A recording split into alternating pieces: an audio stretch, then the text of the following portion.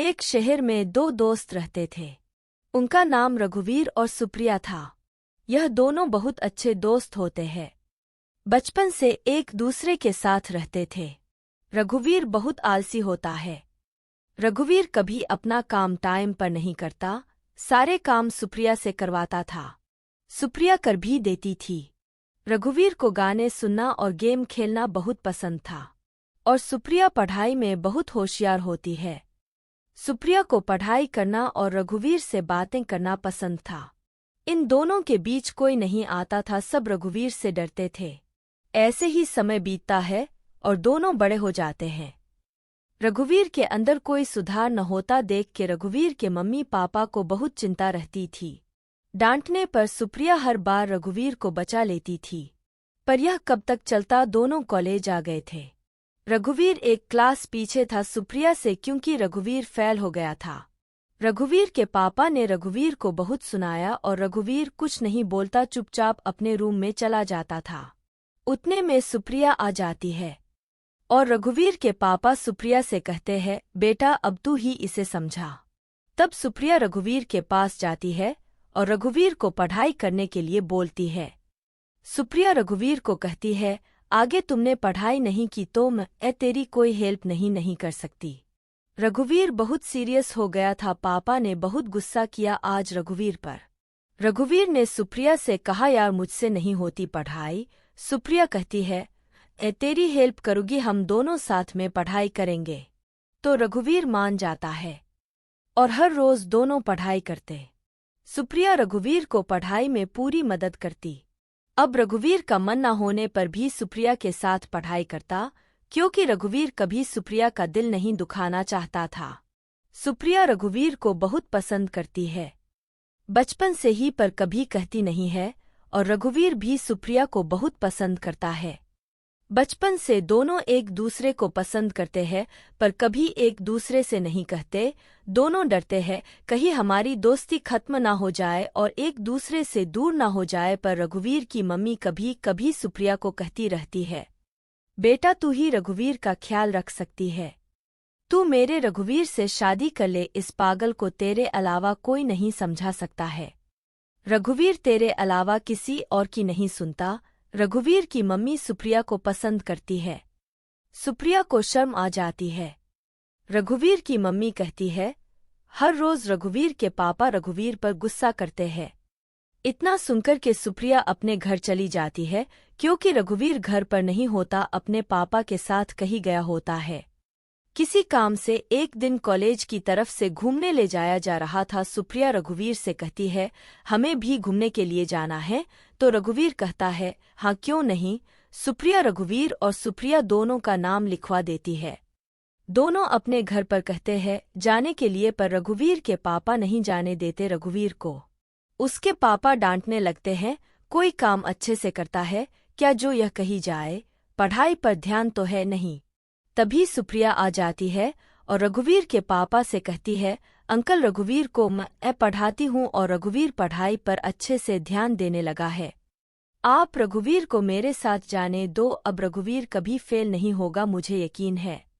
सुप्रिया की बात सुनने के बाद रघुवीर के पापा राजी हो जाते हैं। सुप्रिया रघुवीर के पास जाती है और कहती है, सुबह जल्दी उठ जाना, ठीक है। फिर दोनों जाने के लिए तैयारी करने लगते हैं। अगले दिन सुबह सब जाने के लिए तैयार थे, पर रघुवीर को लेट करने की बीमारी होती है। तभी सुप्रिया तैयार होकर आ जाती है रघुवीर के घर पर। रघुवीर अभी तक सो रहा होता है। सुप्रिया, रघुवीर कहाँ है? रघुवीर की मम्मी, रघुवीर सो रहा है। सुप्रिया, अभी तक सो रहा है। इतना कहे कि सुप्रिया रघुवीर के रूम में चली जाती है और रघुवीर को उठाने लगती है।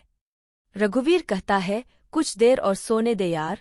सुप्रिया कहती है, नहीं हम दोनों लेट हो जाएंगे। फिर रघुवीर उठ जाता है और जल्दी से तैयार होने लगता है, क्योंकि रघुवीर सुप्रिया का हर कहना मानता है और जल्दी कॉलेज की ओर जाते हैं। दोनों कुछ ही टाइम बाद कॉलेज पहुंच जाते हैं। कुछ देर और लेट करते तो सब निकल जाते।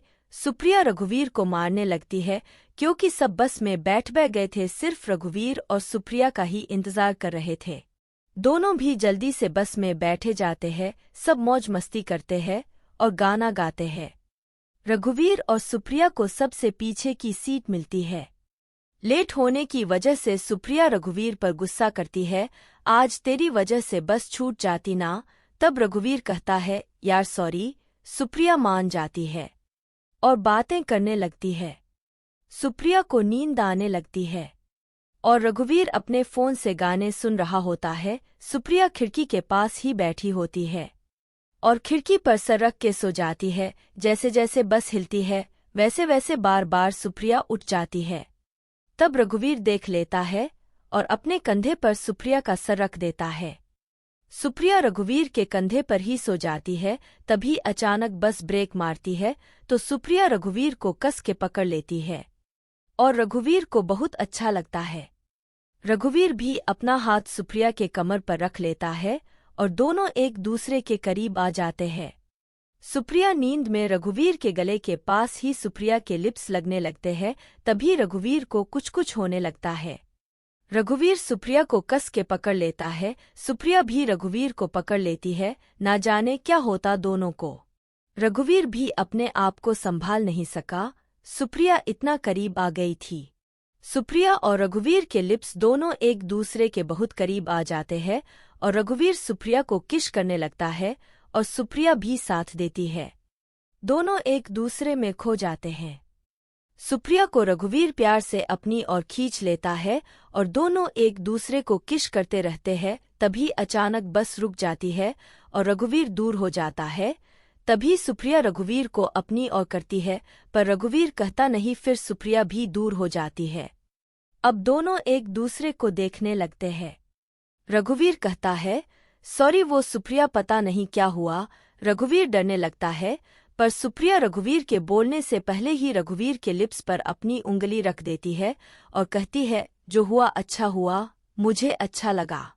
बस फिर से चलने लगती है। सुप्रिया रघुवीर से कहती है, मैं तुमसे बहुत प्यार करती हूँ रघुवीर। काफी टाइम से रघुवीर भी सुप्रिया को पसंद करता था। रघुवीर भी कहता है, मैं भी बहुत प्यार करता हूँ सुप्रिया, पर हमारी दोस्ती खराब ना हो इसलिए कभी कहा नहीं। फिर दोनों गले लग जाते हैं। दोस्ती प्यार में बदल गई। दोनों बातें करने लगते हैं। कब और कैसे हुआ दोनों को प्यार, यह बताने लगते हैं। तभी एक होटल के पास बस रुकती है और सब अपना सामान लेकर होटल में जाते हैं।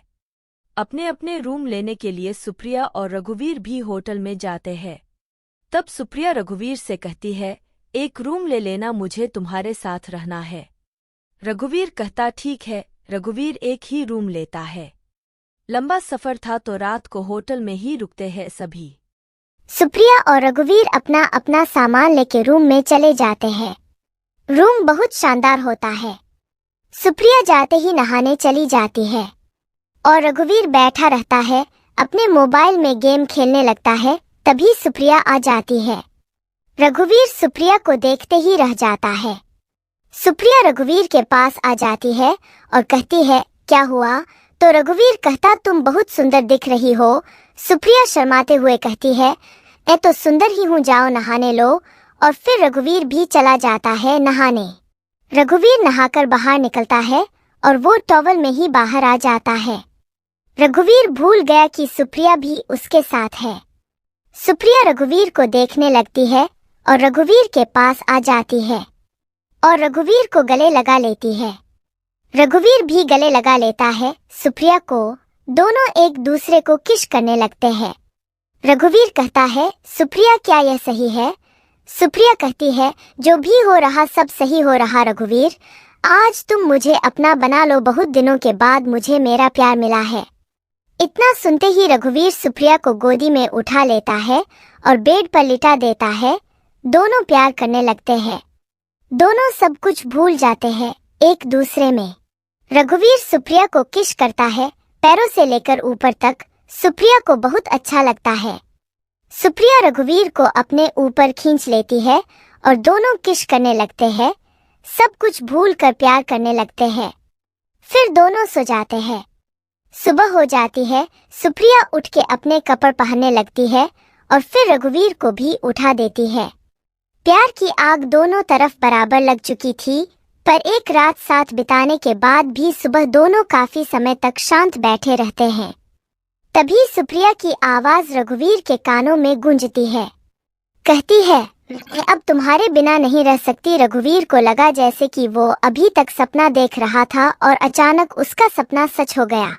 रघुवीर भी कहता है, मैं भी नहीं रह सकता तुम्हारे बिना।